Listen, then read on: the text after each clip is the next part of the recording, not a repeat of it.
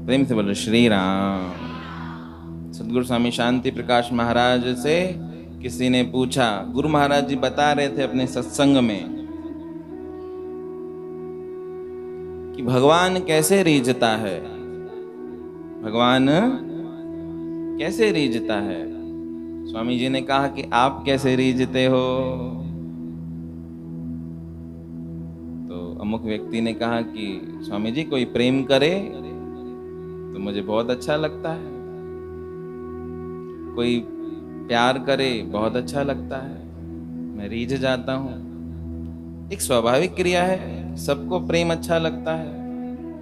हम सब एक सिंधी में पहाका बोलते हैं, हर को प्यार जो बुख्यो आ, खादे जो बुख्यो थोड़ी ना है, बोलते हो ना। तो प्यार एक ऐसी चीज है, एक ऐसी वस्तु है जो सबको अपना कर लेती है, सबको अच्छा लगता है। तो स्वामी जी से अमुक व्यक्ति कहने लगा कि स्वामी जी प्रेम अगर कोई करे तो मैं रीझ जाता हूँ, अच्छा लगता है। गुरु महाराज ने कहा ये तो बात तुमको पता है, तुम मुझसे क्यों पूछ रहे हो। क्या पता है कि जैसे तुमको रिझाने में प्रेम चाहिए, वैसे ही परमात्मा को रिझाने में भी कुछ और नहीं चाहिए, केवल परमात्मा को प्रेम ही चाहिए। राम ही केवल प्रेम प्यारा, जान लेह कोई जानन हारा। श्री तुलसीदास जी महाराज रामचरितमानस की चौपाई में अंकित करते हैं कि राम ही केवल प्रेम प्यारा, जान लेह कोई जानन हारा। तो अपने मन की वो जो चपलताएं हैं, चंचलताएं हैं, वो सब समाप्त करके जो व्यक्ति, जो भक्त परमात्मा के परायण हो जाता है, परमात्मा से वो प्रेम करता है, तो परमात्मा भी उससे फिर क्या करते हैं, प्रेम करते हैं। अनन्यास चिंतयन्तो माम ये जन्या पर्युपासते, तेषां नित्याभियुक्तानां योगः क्षेमः वहाम्यहम्। कि हे अर्जुन, जो प्रेमी, जो भक्त अनन्य भाव से मेरा चिंतन करता है, अनन्यता को धारण करके जो व्यक्ति मुझसे प्रेम करता है, मैं क्या करता हूं, मैं उसके योग, अप्राप्त वस्तु की जो प्राप्ति होती है, क्षेम अर्थात प्राप्त वस्तु का रक्षण होता है, वो संपूर्ण भार मैं स्वयं वहन करता हूं। ये गीता की उक्ति है कि अनन्यास चिंतयन्तो माम ये जना पर्युपासते, तेषां नित्याभियुक्तानां योगः क्षेमः वहाम्यहम्। मैं वहन करता हूं केवल इस मन के जो संपूर्ण चित्तवृत्तियों को छोड़कर केवल मेरे परायण होता है। अभी हम क्या लगे हुए हैं, थोड़ा संसार भी चाहिए, थोड़ा बहुत परमात्मा भी चाहिए। कभी दुखी होते हैं, निराश होते हैं तो कहाँ जाते हैं, भगवान के पास जाते हैं या नहीं जाते हो ना। और जब खुश होते हो तो, बहुत जीवन में खुशियां आती हैं तो कहाँ जाते हैं, परमात्मा के पास नहीं आते हैं। पर जो भक्त होता है, जो अनन्यता को धारण किया हुआ व्यक्ति होता है, जिसके जीवन में वो केवल एकत्व भाव होता है, वो ये बात कहता है कि चाहे सुख हो चाहे दुख हो, तुमने आकर है संवारा। गुरु महाराज, संत महात्मा, वो हमारे दुख में भी हमारे साथ होते हैं, और वही परमात्मा हमारे सुख में भी हमारे साथ होता है। संसार का क्या नियम है, संसार का नियम उल्टा है। सुख में सब साथ होते हैं, दुख में यद्यपि कोई नहीं होता। हम जब भी जीवन में दुखी होंगे तो हम अपने आप को अकेला पाएंगे। और ये सबको पता है, सबके साथ कभी ना कभी कहीं ना कहीं ये घटना घटित हुई है, अगर नहीं भी हुई तो होगी। प्रेम से बोलो श्री राम। कि जब भी जीवन में प्रतिकूलताएं आएंगी, जब भी जीवन में दुख आएगा, जब भी जीवन में कुछ ऐसा अघटित हो जाएगा, तब हम अकेले होते हैं, तब कोई हमारे साथ नहीं होता है। उस समय भी कौन साथ होता है? उस समय गुरु साथ होता है, उस समय संत, उस समय परमात्मा हमारे सहायक बनते हैं। क्या करते हैं? वो कुछ और काम नहीं करते हैं, केवल हमको दिलगिरी देते हैं। संत गुरु परमात्मा साचे संगी जा, कहटियूं इन तीन से कर ले प्रेम सुजा। क्या करते हैं? केवल दया ही तो देते हैं, अरदास ही तो करते हैं हमारे लिए वो अच्छी भावनाएं ही तो धारण करते हैं। क्या बोलते हैं कि चिंता नहीं करो परमात्मा भली करेंगे। केवल इतना ही कहना होता है, उनका इतना कहना और हमारे जीवन का संपूर्ण परिस्थितियों का बदलना। संत क्या करता है? फकीर क्या करता है? फकीर केवल यही तो करता है, वो अपने मुख से वो शुभ वचन, वो आशीर्वाद वचन देता है, और जब उसके मुख से वो अरदास, वो वचन निकलते हैं, तो परमात्मा को भी वो वचन निभाने पड़ते हैं। प्रेम से बोलो श्री राम। तो ऐसे ही हमारे आचार्य श्री, जिन्होंने संपूर्ण जीवन केवल परमात्मा से, गुरु से, संतों से प्रेम किया, उन्होंने अपना संपूर्ण जीवन अपने गुरु के चरणों में समर्पित कर दिया, तो परिणाम क्या हुआ? परिणाम ये हुआ कि वो महापुरुष अजर अमर हो गए। उनके महापुरुषों के ये मंदिर, ये टिकाणे, ये इतनी बड़ी संप्रदाय बन गई। ये सब प्रभाव उन महापुरुषों की भक्ति का है। उन महापुरुषों ने स्वयं को, भले ही जंगल में रहना पड़े, भले ही उस गरम तत्तल रेती पर रहना पड़े, फिर भी कभी भी उन्होंने परमात्मा के भजन से अपने मन को नहीं मोड़ा। तो जब नहीं मोड़ा तो उनका मन परमात्मा में रमण करने लगा, और परिणाम ये हुआ कि आज यद्यपि इतने साल बीत गए, 140 साल उन महापुरुषों का ये जन्म मना रहे हैं, 139वां, आज भी उन महापुरुषों की ये कीर्ति अजर अमर है। किसी ने लिखा कि सूरत ते कीरत बड़ी, बिना पंख उड़ जाए, सूरत तो जाती रही, पर कीरत कबहु न जाए। जब तक महापुरुषों की कीर्ति गा रहे हैं उनके श्रद्धालु, प्रेमी, जिज्ञासु, तब तक वो महापुरुष हमारे बीच में है। जैसी सिज चंड तारा, हुंदा सूरज जा चमकारा, गायो वेंदो नालो स्वामी टेऊ राम जो। तो ऐसे हमारे आचार्य श्री, जिन्होंने यही सिखाया, समस्त जीवों को उन्होंने यही एक प्रेरणा दी कि अपना मन संसार में लगाओ, और संसार से हटाकर थोड़ा परमात्मा में भी लगाओ। अगर कल्याण चाहते हो तो, अगर उद्धार चाहते हो तो, अगर वो शांति प्राप्त करना चाहते हो, वो आनंद प्राप्त करना चाहते हो तो। नहीं चाहते तो जीव स्वतंत्र है, हिंदुस्तान स्वतंत्र है। 1947 में ही हम आज़ाद हो गए थे।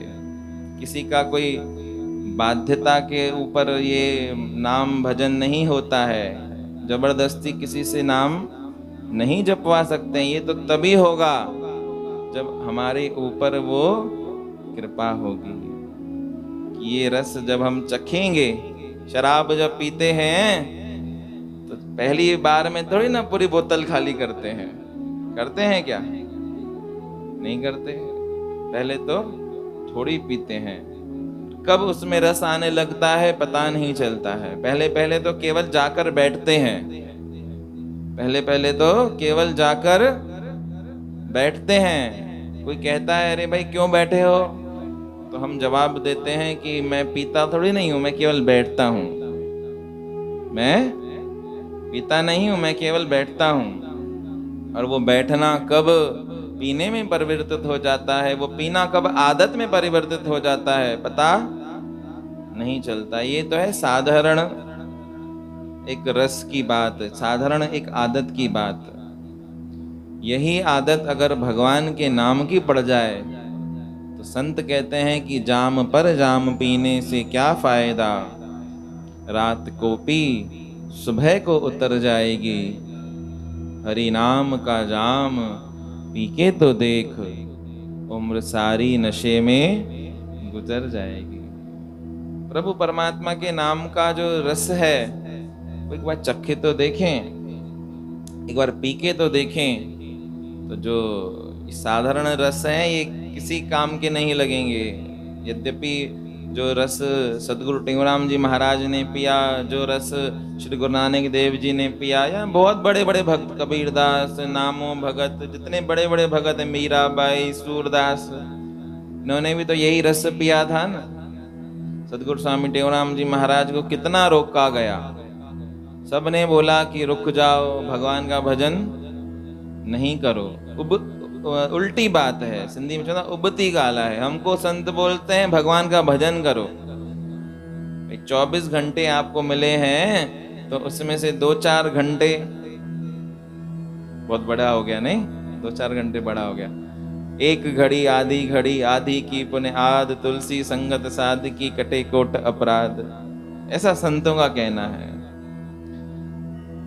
2-4 घंटे तो बड़ी बात हो गई। एक घड़ी 24 मिनट की, उससे आधी एक घड़ी, आधी घड़ी 12 मिनट, आधी की बुनियाद 6 मिनट, तुलसी संगत साध की कटे कोट। 6 मिनट भी क्या हम परमात्मा को दे सकते हैं? मन से पूछो। 24 घंटे नहीं, केवल 6 मिनट। मन करेगा 6 मिनट तो बहुत बड़ी बात है, भारी बात है। कैसे गुजर जाते हैं 6 मिनट? 3 घंटे कैसे गुजर जाते हैं जब मूवी में जाते हैं तो पता चलता है।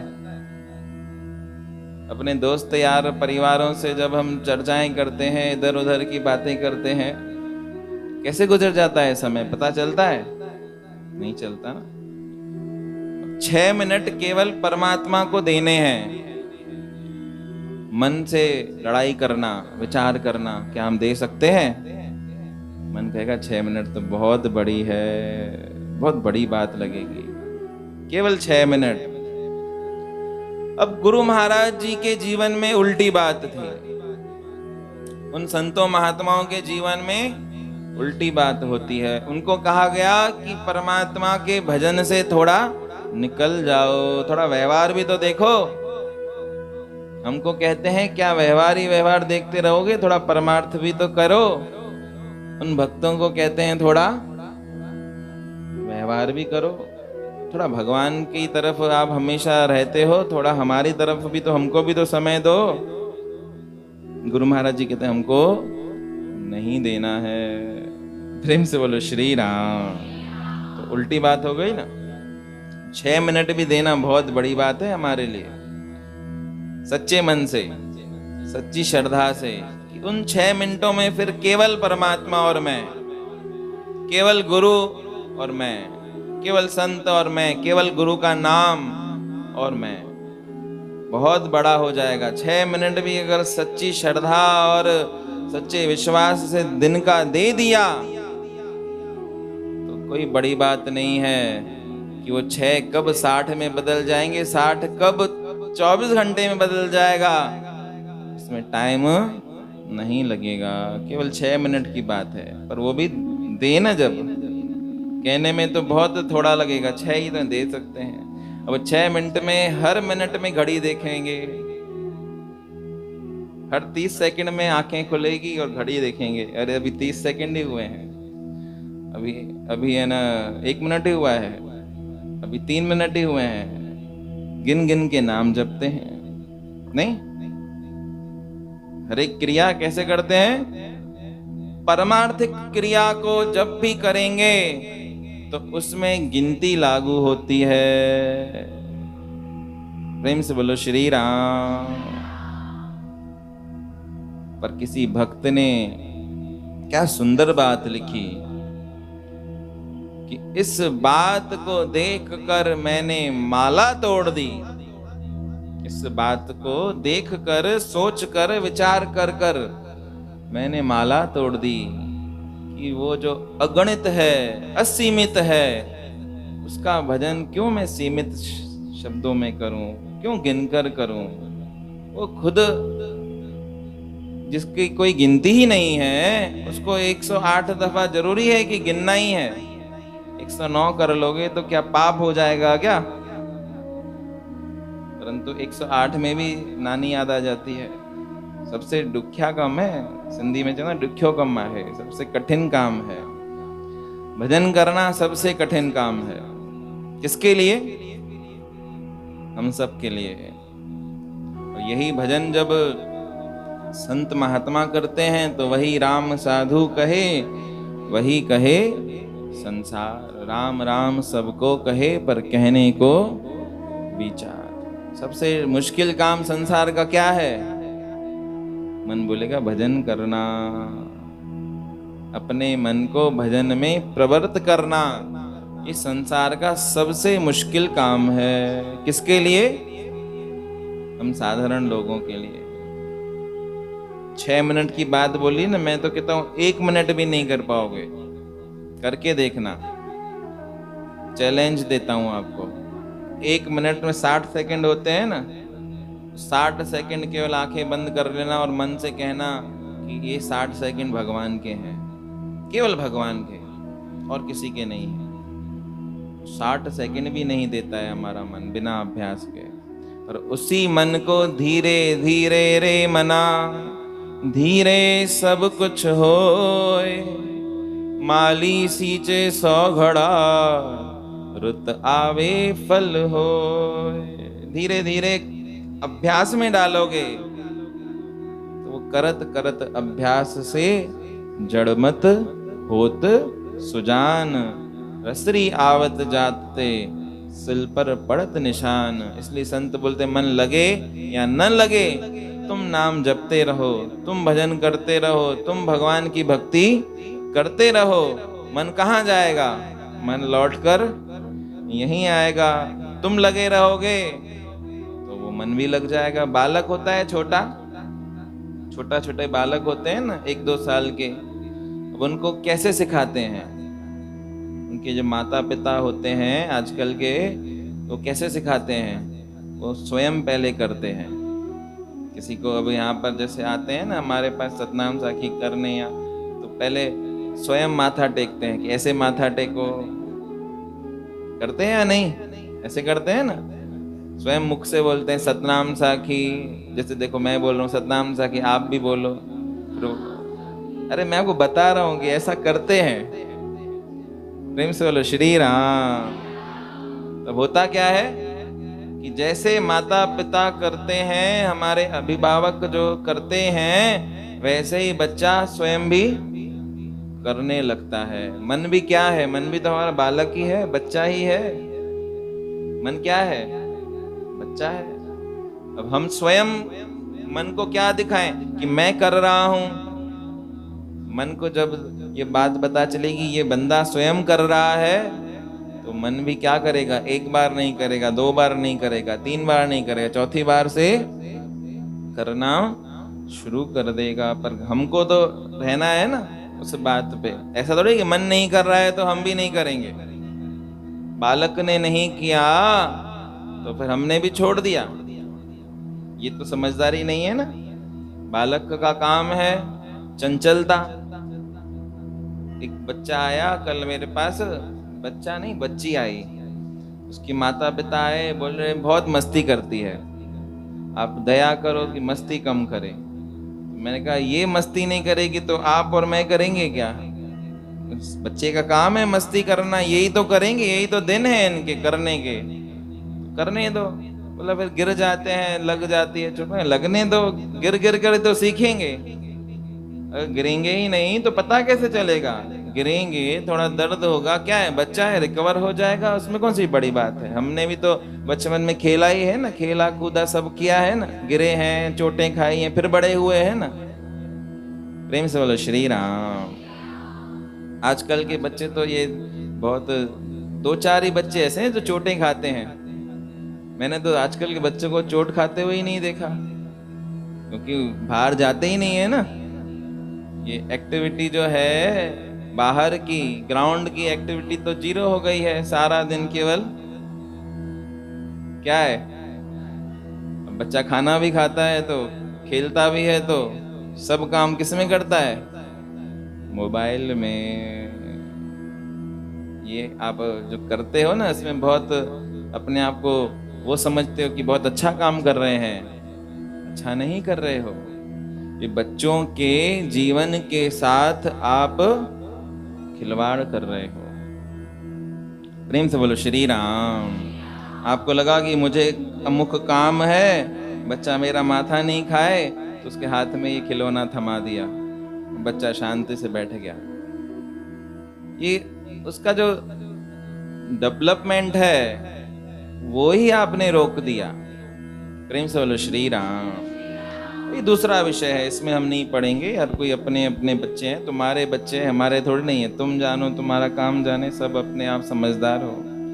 कहने का तात्पर्य इतना ही था कि महापुरुषों के दर पर आए हैं, उनसे यही कृपा, यही दया मांगे कि हमारा मन भी उन महापुरुषों के समान थोड़ा बहुत भगवान के भजन में लगे, थोड़ा बहुत भक्ति में लगे, थोड़ा बहुत नाम के उस अभ्यास में अपने आप को प्रवृत्त करें।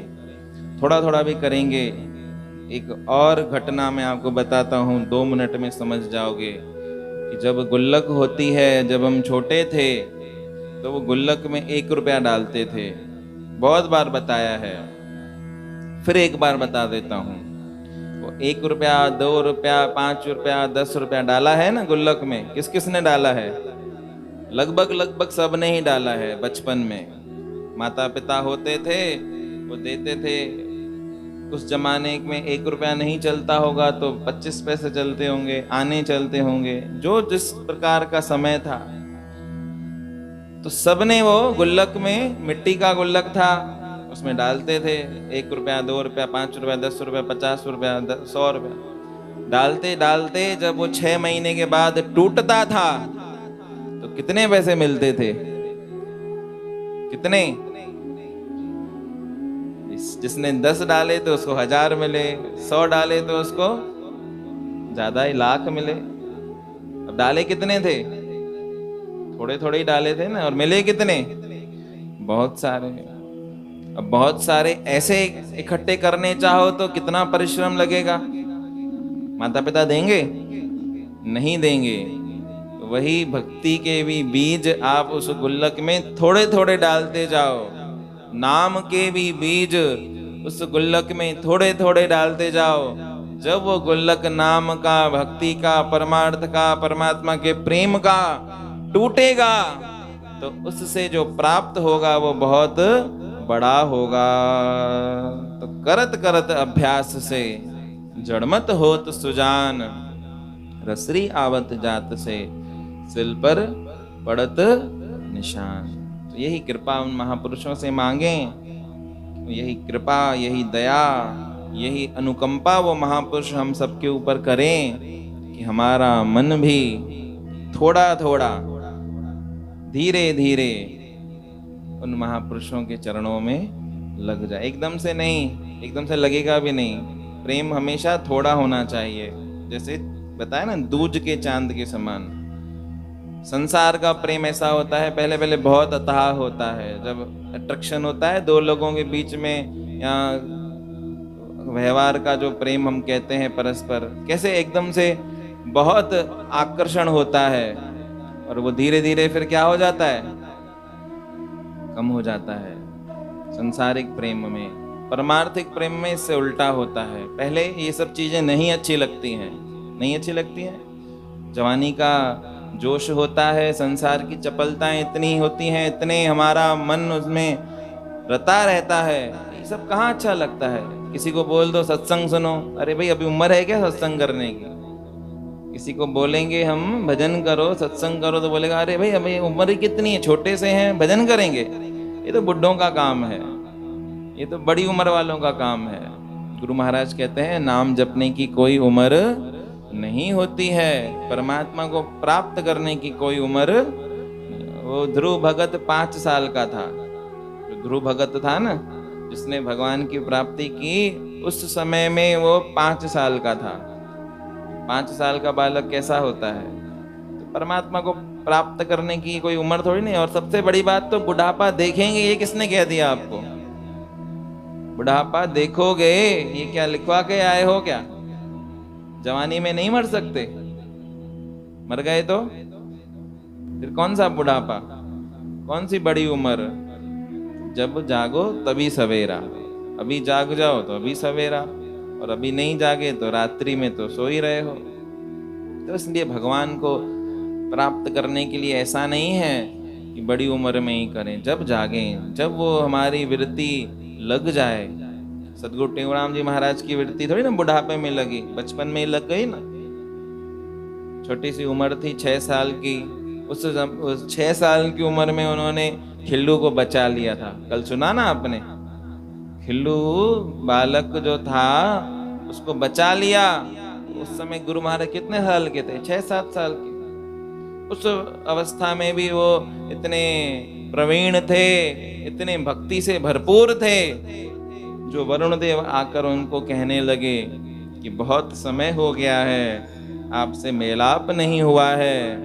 इस मेलाप के कारण ही हमने इस खिल्लू नामक बालक को अपने पास रखा है, ये आपकी धरोहर है, आप इसको लेके जाओ। तो ये गुरु महाराज जी और झूलेलाल भगवान की परस्पर आपस में क्या थी?